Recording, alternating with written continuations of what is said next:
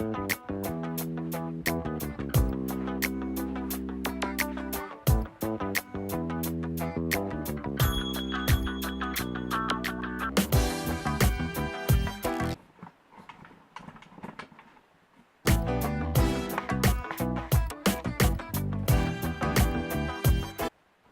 at this place. So messy.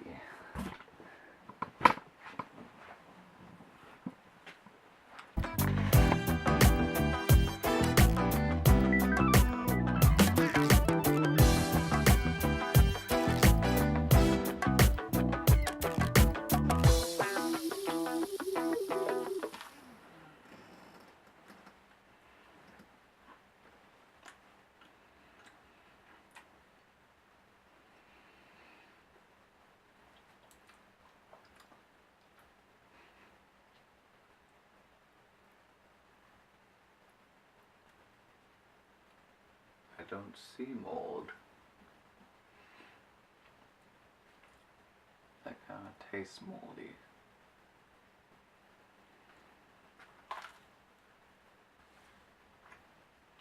Nope. Nope. Oh, Christ. So much for breakfast.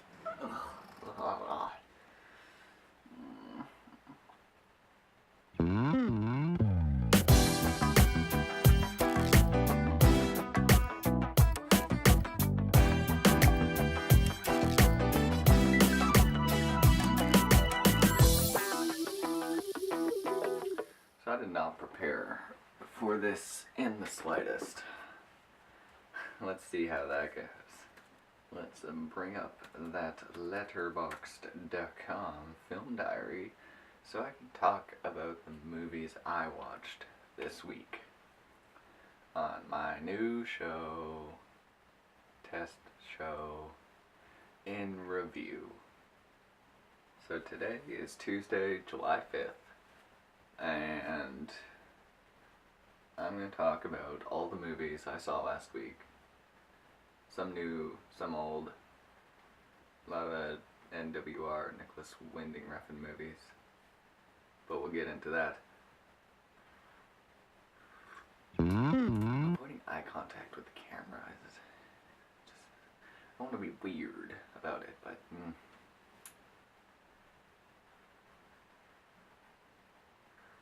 Okay, so this for the week of July 28th to, June 28th to July 5th. Oh boy. So first on the list is Valhalla Rising, 2009 movie starring Mads Mikkelsen, directed by Nicholas Winding Refn.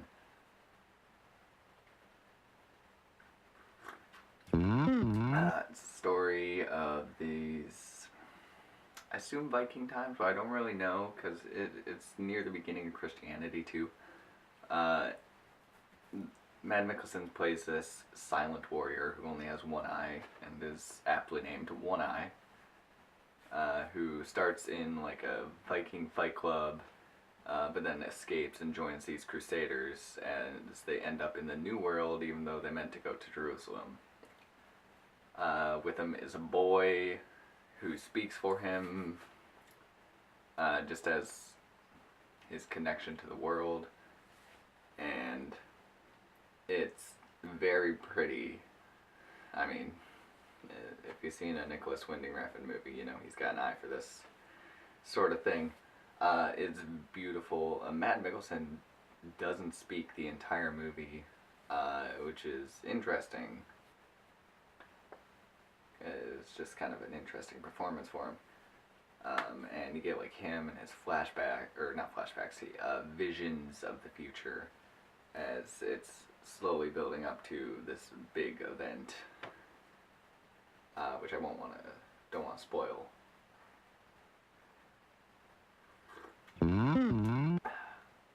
I do recommend checking it out. The biggest problem I had was the soundtrack. While very effective, sometimes also had this kind of like clipping sound to it. I don't really know how to explain it, but it just didn't sound good per se most of the time. But when it wasn't using that clipping type sound effect, which it makes you uneasy, which kind of works for the world that is in the movie, but it just doesn't sound good. So at times when it doesn't use that, and like the big shots that Refn uses, it looks gorgeous. Especially the coloring, and like most of the visions that he has are like really red and dark blues, like bright reds, compared to like the normal world, which still is it's all shot well, but it's very drab and bleak. So that's that off the list. I saw Nicholas Winding Refn's new movie, The Neon Demon, which I gotta say, I had an experience at the theater seeing this one. Surprisingly, I wasn't the only one there, which is what I kind of expected. It was actually maybe 10 or 15 people altogether. But most interesting in that crowd was there was a good amount of people like me who were probably familiar with his work and what kind of movie we were getting ourselves into. This real art housey meets not mainstream, but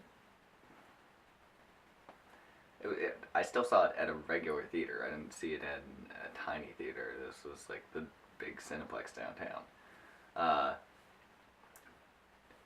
And man, what a movie. So there were people like me who knew what we were watching, but then there was also two groups of some younger teenagers who either it was just a movie that they were gonna see because there was nothing else playing, or they're like, hey, it sounds like a horror movie, let's have a good time, get spooked. They got spooked more by the weird imagery and confusing story if you're not paying attention. Well, even if you're paying attention, it's hard to really know what you're watching the first time at least. And they're confused and scared, and it was great seeing that from them. But the actual movie, I'm a big fan of. This might be, I don't know yet. I'm also still like reflecting, and I might go see it tonight. Again, I don't know yet. But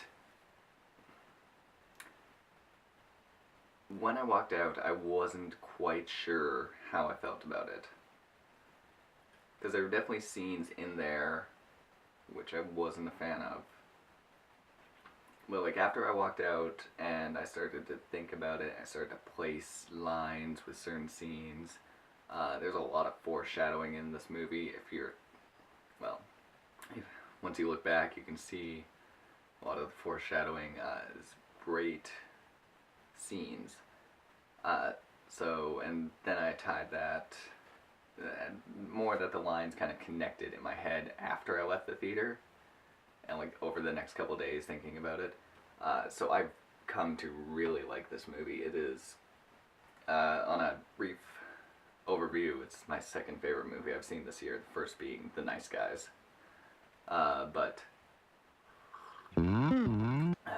I know The Neon Demon's not for everyone. The soundtrack, amazing. The visuals, gorgeous. I heard a guy in the theater after it got out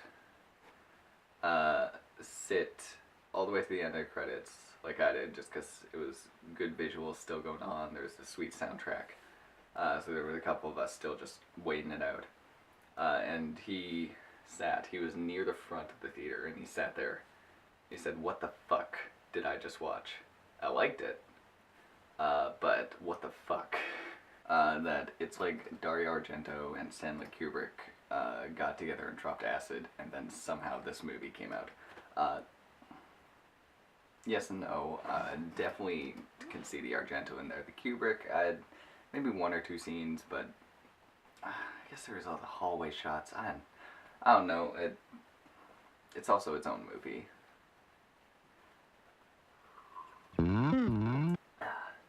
That said, the Neon Demon is not for everyone. I really enjoyed it quite a bit. I've been listening to the soundtrack since I got out of the theater practically. But chances are, if you think you're gonna like it, you may. And if you don't think you're gonna like it, you probably won't like it at all. Alright, I got 4 fucking Nicholas Winding Refn movies in a row. Drink my coffee. I'm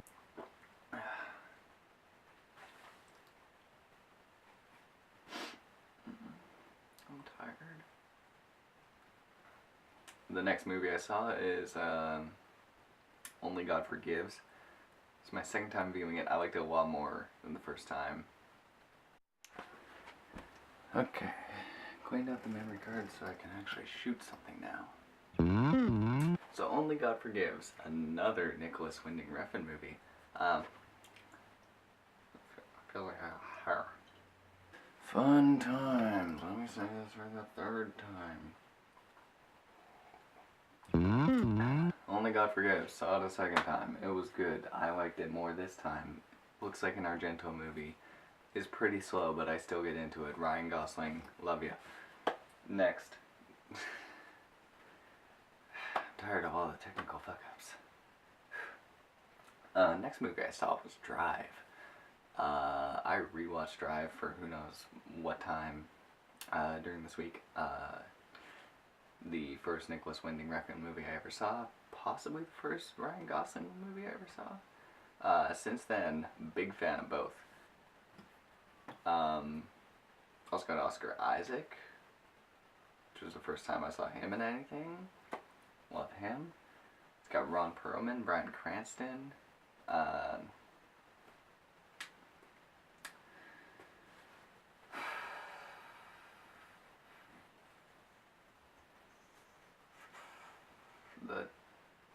gotta look it up. Carey Mulligan, who I love because I saw this movie. I mean, that Great Gatsby movie was, but she was good in Inside Llewyn Davis, if she was actually in that. Let me just double check. Yes, she was good in Inside Llewyn Davis. I wonder if these sirens are picking up. Chances are yes.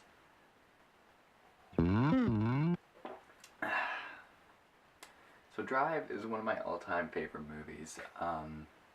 It's shot well, amazing soundtrack, great story, improves on a pretty okay novel and turns it into a masterpiece, in my opinion.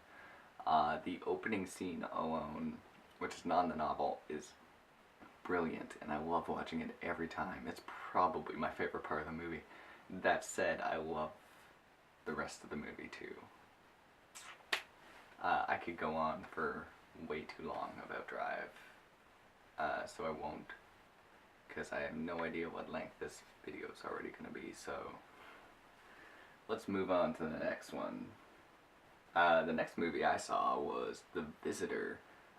This summer I've done a lot of digging into the Italian-American cinema, so like movies made in Italy by Italians for American audiences, especially during the 70s and 80s, a lot of horror, a lot of sci-fi, including The Visitor. Man, it's like The Omen. Well, I mean, it's like The Omen. The more I think about it, it's like, no, The Omen meets Rosemary's Baby. There we go. But also, it's got like angels and demons, but they're more almost kind of portrayed like aliens of all things. It's pretty weird, gorgeous, real surreal imagery going on.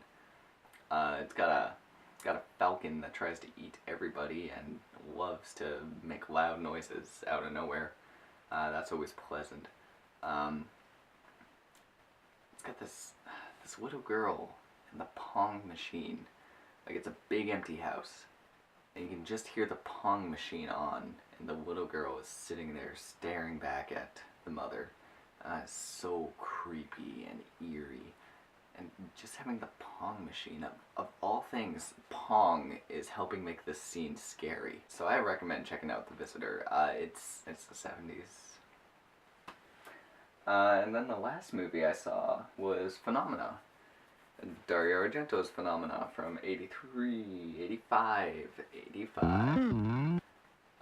With Jennifer Connelly and Donald Pleasance, and she's a psychic girl who talks to bugs and finds this serial killer at her school is stalking little girls like her, and she can telepathically communicate with bugs, and she's kind of like solving the mystery. And very Argento influence, has a lot of Hitchcock in his influence. So there's a lot of the time like the investigator who's not an actual police investigator, but someone who gets involved with the crime one way or another, and then keeps going and finding out more than the police often do. So it's a recurring theme in his work for sure. Like Deep Red, Tenebrae, not so much Suspiria, but I'm sure there's others. That's just all the ones I've seen so far. Delving into his filmography quite a bit this summer. Really enjoying it. So Phenomena's cool. I didn't like it as much as Tenebrae or Suspiria or Deep Red, but it's still a good movie.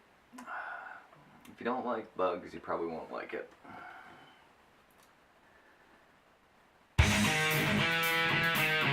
There, Travell, you did it. You're way too fucking long.